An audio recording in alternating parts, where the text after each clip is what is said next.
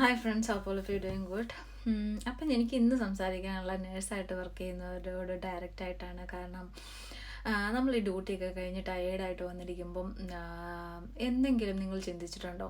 അയ്യോ, എന്നും ഇതിങ്ങനെ തന്നെ ഡ്യൂട്ടി ചെയ്യണം, ഇതിനകത്തൊന്നും ഒരു റെസ്റ്റ് ഇല്ലല്ലോ എന്ന് എപ്പോഴും ചിന്തിച്ചിട്ടുണ്ടോ? ഞാൻ ചിന്തിച്ചിട്ടുണ്ട് കേട്ടോ. കാരണം നമ്മൾ പേഷ്യൻസിനെ എപ്പോഴും നന്നായിട്ട് കെയർ ചെയ്യും.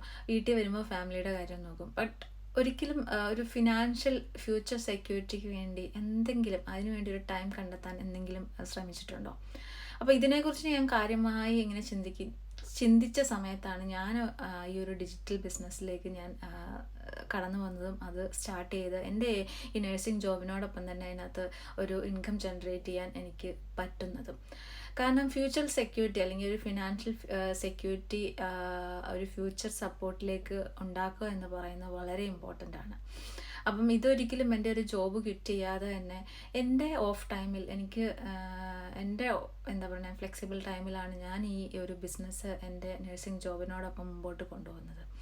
അപ്പം എനിക്ക് ചെയ്യാൻ പറ്റുമെങ്കിൽ തീർച്ചയായിട്ടും എല്ലാവർക്കും ചെയ്യാം, എസ്പെഷ്യലി നഴ്സുമാർക്ക്. കാരണം ഞാനൊരു നഴ്സിംഗ് ഫീൽഡിൽ ആയതുകൊണ്ടാട്ടോ പറയുന്നത്. അപ്പം തീർച്ചയായിട്ടും എന്നെ കോൺടാക്റ്റ് ചെയ്യുക ഫോർ മോർ ഡീറ്റെയിൽസ്.